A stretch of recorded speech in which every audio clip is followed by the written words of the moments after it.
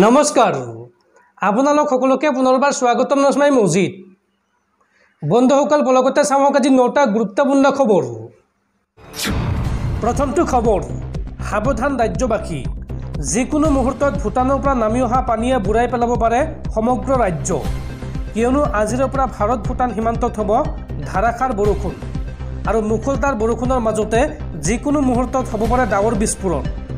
অসমৰ ভাৰত ভূটান সীমান্তৱৰ্তী অঞ্চলত ডাৱৰ বিস্ফোৰণৰ সতৰ্কবাণী জাৰি কৰিছে ভূটান চৰকাৰে। ধাৰাসাৰ বৰষুণৰ লগতে ঠায়ে ঠায়ে ভূমিস্খলনৰ আশংকাত সতৰ্কবাণী জাৰি ভূটান চৰকাৰৰ।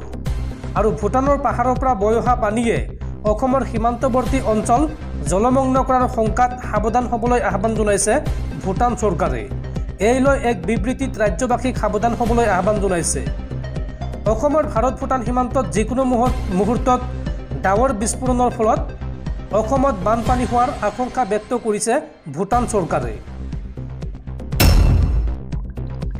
পৰৱৰ্তী খবৰ, অৱশেষত অসম তথা উত্তৰ পূবত প্ৰৱেশ ঘটিল সাগৰীয় ঘূৰ্ণীবতাহ ৰেমালৰ আৰু সম্ভাৱনীয় বিপদক লৈ উদ্বিগ্ন চৰকাৰ প্ৰশাসন। জিলাই জিলাই জাৰি কৰা হৈছে এলাৰ্ট। যোৱা 26 মেত পশ্চিমবংগ আৰু বাংলাদেশৰ স্থলপথত প্ৰৱেশ কৰি উত্তৰ পূব ভাৰতৰ দিশে গতি কৰা ৰেমাল ঘূৰ্ণীবতাহৰ ফলত অসমত হৈছে বতৰৰ পৰিৱৰ্তন। অসম চৰকাৰে বৰষুণ আৰু বতাহৰ গতিৰ ব্যৱস্থা গ্ৰহণ কৰিছে। ভাৰতৰ বতৰ বিজ্ঞান বিভাগে 27 আৰু 28 মেত উত্তৰ পূৰ্বাঞ্চলৰ অন্যান্য ৰাজ্যৰ লগতে অসমৰ ওপৰত অত্যন্ত প্ৰবল বৰষুণ হোৱাৰ সম্ভাৱনাৰ কথা প্ৰকাশ কৰিছে। ধুবুৰী, দক্ষিণ চালমাৰা, বঙাইগাঁও, বজালী, তামুলপুৰ, বৰপেটা, নলবাৰী, মৰিগাঁও, নগাঁও, হোজাই আৰু পশ্চিম কাৰ্বি আংলঙৰ বাবে অৰেঞ্জ এলাৰ্ট জাৰি কৰা হৈছে আৰু লগতে চিৰাং, গোৱালপাৰা, বাক্সা, ডিমা হাছাও, কাছাৰ, হাইলাকান্দি আৰু কৰিমগঞ্জ জিলাত অত্যন্ত প্ৰবল বৰষুণৰ বাবে ৰেড এলাৰ্ট জাৰি কৰা হৈছে। খবৰ অনুসৰি ঘূৰ্ণীবতাহ ৰেমালৰ বাবে প্ৰচণ্ড বৰষুণ আৰু বতাহৰ ফলত হোৱা যিকোনো পৰিস্থিতিৰ সন্মুখীন হ'বলৈ অসম ৰাজ্যিক দুৰ্যোগ ব্যৱস্থাপনা কৰ্তৃপক্ষই অন্যান্য বিভাগ, সংস্থা আৰু জিলা প্ৰশাসনৰ সৈতে প্ৰস্তুতি আৰম্ভ কৰিছে। ইতিমধ্যে কাছাৰ, বঙাইগাঁও আৰু ডিব্ৰুগড়ত NDRFৰ দলৰ প্ৰি পজিশ্যন কৰা হৈছে। F&ESৰ মুখ্য কাৰ্যালয়সমূহে সকলো SDRFৰ দল আৰু অগ্নি নিৰ্বাপক বাহিনীৰ কেন্দ্ৰক সাজু কৰি ৰাখিছে। পৰৱৰ্তী খবৰ, প্ৰচণ্ড গৰম আৰু সাগৰীয় ঘূৰ্ণীবতাহৰ মাজতে ভয়ংকৰ ভূমিস্খলন আৰু এই ভয়ংকৰ ভূমিস্খলনত জীৱন্তে মাটিত পোত গ'ল 2000তকৈ অধিক লোক। এই পৰ্যন্ত 670 গৰাকী লোকৰ মৃতদেহ উদ্ধাৰ কৰা হৈছে। প্ৰচণ্ড গৰম আৰু ঘূৰ্ণীবতাহৰ মাজতে ভয়ংকৰ ভূমিস্খলন আৰু এই ভয়ংকৰ ভূমিস্খলনত জীৱন্তে মাটিত পোত গ'ল 2000তকৈ অধিক লোক। এই ঘটনাত এতিয়ালৈকে 670 জন লোকৰ মৃত্যু হৈছে। মৃতকৰ সংখ্যা আৰু অধিক বৃদ্ধি পোৱাৰ সম্ভাৱনা আছে। পপুৱা নিউগিনিত সংঘটিত হৈছে এই ভয়ংকৰ ঘটনা। বন্ধুসকল, তাৰপিছত 4 নম্বৰ খবৰটো জনোৱাৰ আগতে আপোনালৈ এটা সৰু ৰিকুৱেষ্ট, যদি তেওঁলোকে এইটো ভিডিঅ'ত লাইক কৰা নাই তেন্তে প্লিজ এটা লাইক কৰি দিয়ক আৰু এনেকুৱা ধৰণৰ নতুন নতুন ভিডিঅ' পাবলৈ চেনেলটো ছাবস্ক্ৰাইব কৰি কাষত থকা বেল আইকনটো প্ৰেছ কৰি ৰাখক। পৰৱৰ্তী খবৰ, পূৰ্ববংগীয় মুছলমানৰ সৈতে অসমীয়া সমাজৰ সংঘাত আছে আৰু সেইসকলক অখিল গগৈ আৰু লুৰিণজ্যোতি গগৈয়ে বিজেপিৰ বিৰুদ্ধে শপত খুৱাইছে। বদৰুদ্দিন আজমলৰ স্থান ল'ব খুজিছে অখিল গগৈ আৰু লুৰিণজ্যোতি গগৈয়ে। এই বিস্ফোৰক মন্তব্য বিজেপি নেতা মমিনুল আৱালৰ।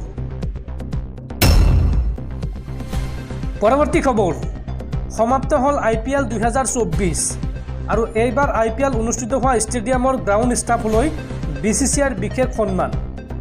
10খন নিয়মীয়া ষ্টেডিয়ামৰ গ্ৰাউণ্ডছমেন আৰু কিউৰেটৰৰ দললৈ 25 লাখকৈ টকা আগবঢ়াব BCCIয়ে।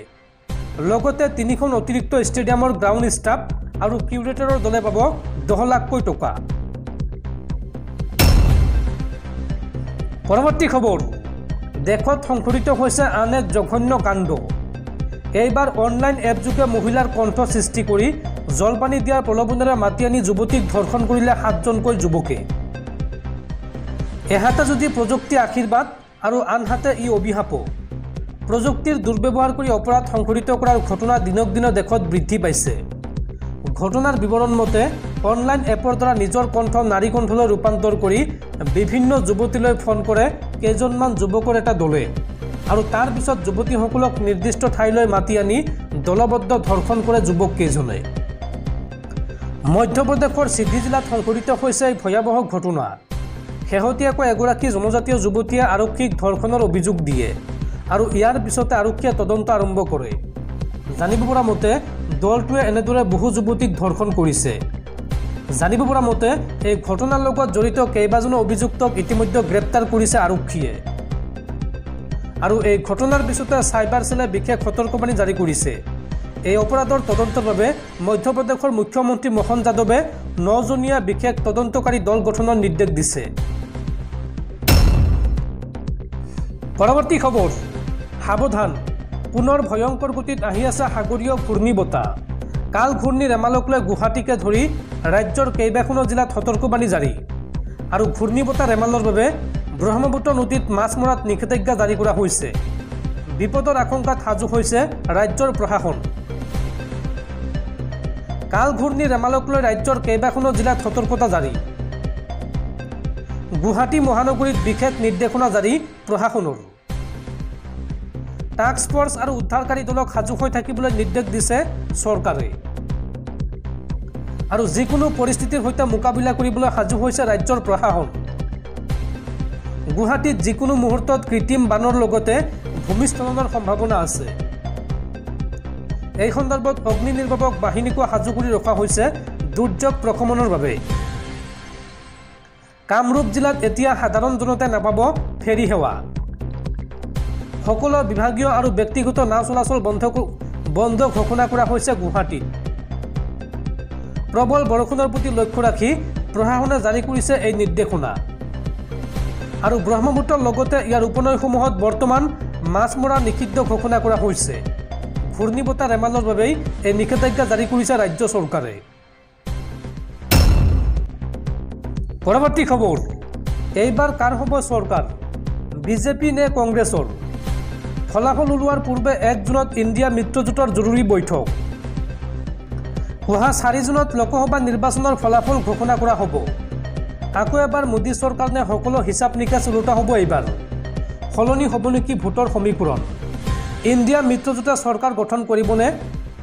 দেশৰ 7ম পৰ্যায়ৰ ভোটগ্ৰহণত কাৰ ফালে ঢাল খালে জনসাধাৰণৰ ৰায়? অহা 4 জুনত ইভিএমত বন্দী হোৱা যুদ্ধংদেহী বিজেপি ইণ্ডিয়া মিত্ৰজোঁটৰ ভাগ্য স্পষ্ট হ'ব। কিন্তু তাৰ আগতে ইণ্ডিয়া মিত্ৰজোঁটে 1 জুনত জৰুৰী বৈঠকৰ আহ্বান কৰিছে। অহা 1 জুনত ইণ্ডিয়া মিত্ৰজোঁটৰ আহ্বানত অনুষ্ঠিত হ'ব সৰ্বদলীয় বৈঠক। বিৰোধী মিত্ৰজোঁটত অংশগ্ৰহণ কৰা সকলো দলকে বৈঠকত উপস্থিত থাকিবলৈ কোৱা হৈছে। এই বৈঠক ৰাজধানী দিল্লীত অনুষ্ঠিত হ'ব। মন কৰিবলগীয়া যে 1 জুনত 7টা পৰ্যায়ৰ ভোটদানৰ অন্তিম পৰ্যায়।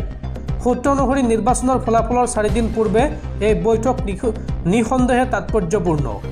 মিত্ৰজোঁটৰ পৰৱৰ্তী পদক্ষেপৰ গুৰুত্বপূৰ্ণ নীতিৰ সিদ্ধান্ত এই বৈঠকতে লোৱা হ'ব। উল্লেখযোগ্য যে এই বৈঠকৰ বিষয়ে আৰু এটা কথা মন কৰিবলগীয়া যে অৰবিন্দ কেজৰিৱাল পুনৰ তিহাৰ জেললৈ ঘূৰি যোৱাৰ এদিন আগতে এই সভাৰ আহ্বান কৰা হৈছিল। উচ্চতম ন্যায়ালয়ৰ নিৰ্দেশত এতিয়া অন্তৱৰ্তীকালীন জামিনত আছে দিল্লীৰ মুখ্যমন্ত্ৰী অৰবিন্দ কেজৰিৱাল। আবকাৰী গোচৰত ইডিয়ে তেওঁক গ্ৰেপ্তাৰ কৰিছিল। উচ্চতম ন্যায়ালয়ে অন্তৱৰ্তীকালীন জামিনত মুকলি কৰি দিছে যদিও অহা 2 জুনত তেওঁ পুনৰ আত্মসমৰ্পণ কৰিব লাগিব। আৰু তাৰ এদিন পূৰ্বে এই বৈঠকৰ আহ্বান কৰিছে ইণ্ডিয়া মিত্ৰজোঁটে।